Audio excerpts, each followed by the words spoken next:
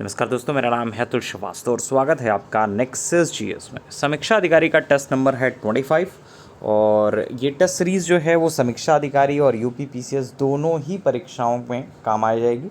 आगामी जो भी परीक्षाएं हैं उसमें आपका ये टेस्ट सीरीज़ काम आ जाएगी। चलिए, आज जो प्रश्न है वो भूगोल से संबंधित है।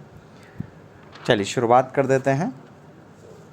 निम्नलिखित में कौन महाराष्ट्र में नहीं स्थित है? तो बालाघाट श्रेणी, हरिश्चंद्र श्रेणी तथा सतमाला पहाड़ियाँ जो हैं महाराष्ट्र में फैली हैं, जबकि अगर हम लोग मांडव पहाड़ियों के बारे में बात करें तो ये गुजरात राज्य में विस्तृत हैं। तो ऑप्शन क्या सही हो जाएगा? थर्ड ऑप्शन इसका सही हो जाएगा।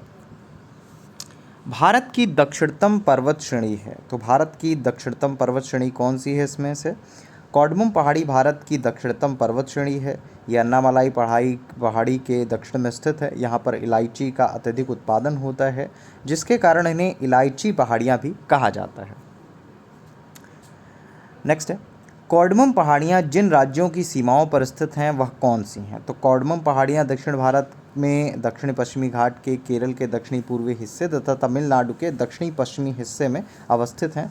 मतलब थर्ड ऑप्शन सही होगा, केरल और तमिलनाडु। नेक्स्ट है, निम्नलिखित में कौन एक कर्नाटका, केरल और तमिलनाडु राज्यों के मिलन स्थल पर स्थित है? तो कौन स्थित है? नीलगिरी पहाड़ियाँ जो है भारत के दक्षिणी भाग में स्थित एक पर्वतमाला है। यह पर्वतमाला पश्चिमी घाट श्रृंखला का पार्ट है। वे कर्नाटका, केरल और तमिलनाडु राज्य के मिलन स्थल पर स्थित हैं। मतलब डी ऑप्शन इसका सही हो जाएगा। नेक्स्ट क्वेश्चन पे आ जाते हैं।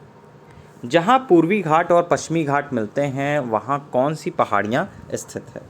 तो चार ऑप्शंस हैं आपके सामने। नीलगिरी पहाड़ियाँ, जहाँ पूर्वी घाट और पश्चिमी घाट मिलते हैं वहाँ कौन सी पहाड़ियाँ स्थित हैं? तो नीलगिरी पहाड़ियाँ वहाँ पे स्थित हैं। नीलगिरी पहाड़ी भारतीय प्रायद्वीप के पूर्वी घाट तथा पश्चिमी घाट के मिलन बिंदु पर स्थित है।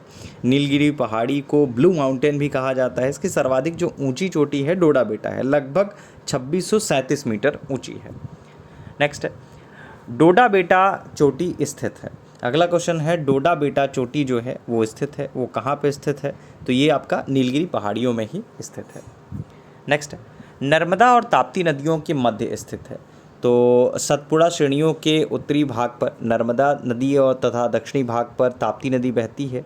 तो कहा जा सकता है सतपुड़ा श्रेणियाँ दोनों नदियों के मध्य स्थित है। तो आपका ऑप्शन कौन सा सही हो जाएगा? B option. दक्षिण भारत की सबसे ऊंची चोटी, तो दक्षिण भारत की जो सबसे ऊंची चोटी है वो आपका अनाईमुड़ी है। निम्न में कौन रेजिड्यूल पर्वत का उदाहरण है?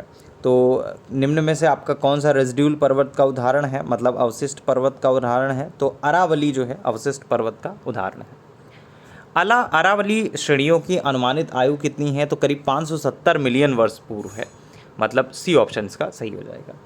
अरावली श्रेणियाँ किस राज्य में स्थित हैं? तो ये आपका राजस्थान राज्य में स्थित है। निम्नलिखित में सबसे प्राचीन पर्वत श्रृंखला कौन सी है?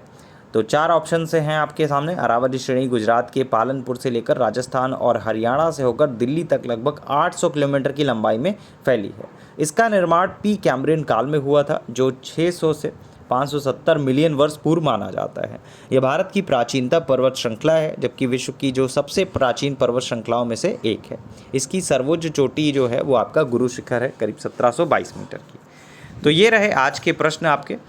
और तो अगर आपको ये श्रृंखला अच्छी लग रही हो तो ज़रूर बताएं कि हाँ मेरे कितने में कितने सही हैं। जैसे 12 क्वेश्चन आज थे तो 12 में आपके कितने प्रश्न सही हैं ये आपके कमेंट बॉक्स में लिखना है। Thank you so much.